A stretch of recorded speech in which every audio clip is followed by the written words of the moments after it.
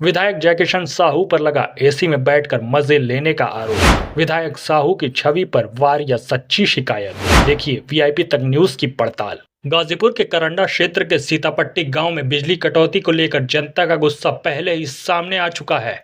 VIP तक news ने सबसे पहले जनता की वो आवाज दिखाई जो अक्सर अनसुनी रह जाती है। गांव वालों ने बताया किस तरह भीषण गर्मी में बच्चे, बूढ़े और जानवर सब परेशान हैं और बिजली की भारी समस्या के बावजूद कोई सुनवाई नहीं हो रही है।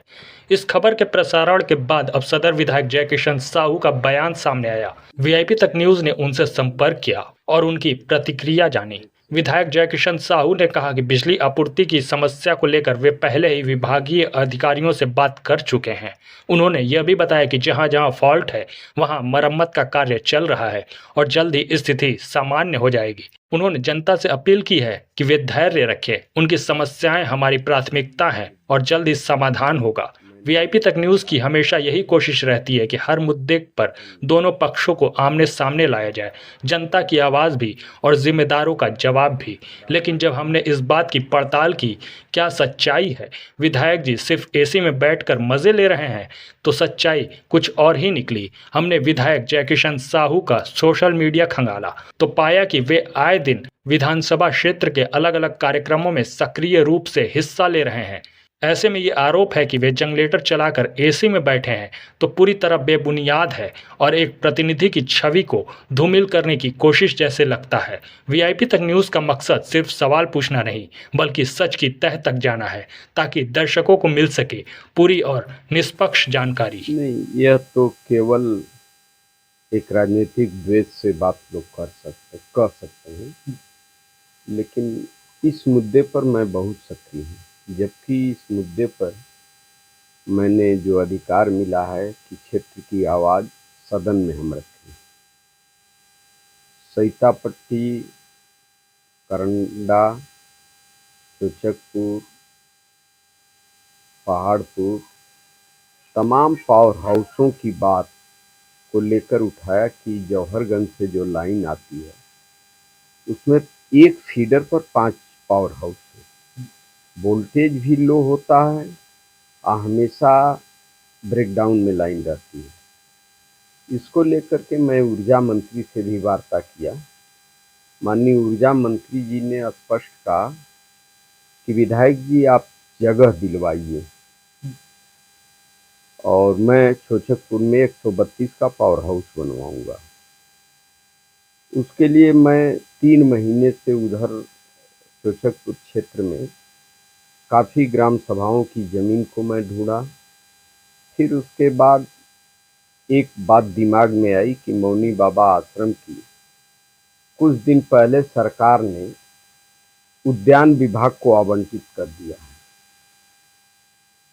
अभी 5-6 दिन पहले, 6-7 दिन पहले मैं डीएम साहब को एक लेटर दिया था कि डीएम साहब, जो उद्यान विभाग की ज़मीन है, आपसे आग्रह है कि इसको हमें 4 एकड़ ज़मीन दे दें।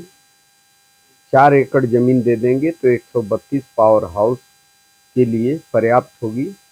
पर्याप्त तो नहीं है लेकिन काम चल जाएगा और पावर हाउस बन जाएगा तो इन क्षेत्रों का विद्युत व्यवस्था सुधर सकती है। तो मैं देकर आया, कल डीएम साहब से फिर पुनः मिला परसों। तो डीएम साहब ने कहा कि यह स्थिति है तो इसमें विधायक जी हम लिख करके देंगे उद्यान विभाग लखनऊ को। आपको मंत्री जी के सहायता से यह 4 एकड़ जमीन मांगनी होगी उद्यान विभाग से। उसके मंत्री जब स्वीकृति दे देंगे तो मैं जमीन का स्वीकृति दे सकता हूँ मेरे अधिकार क्षेत्र में। अभी परसों बात हुई थी। रही बात कल वहाँ का 5 MVA का ट्रांसफार्मर में फॉल्ट है।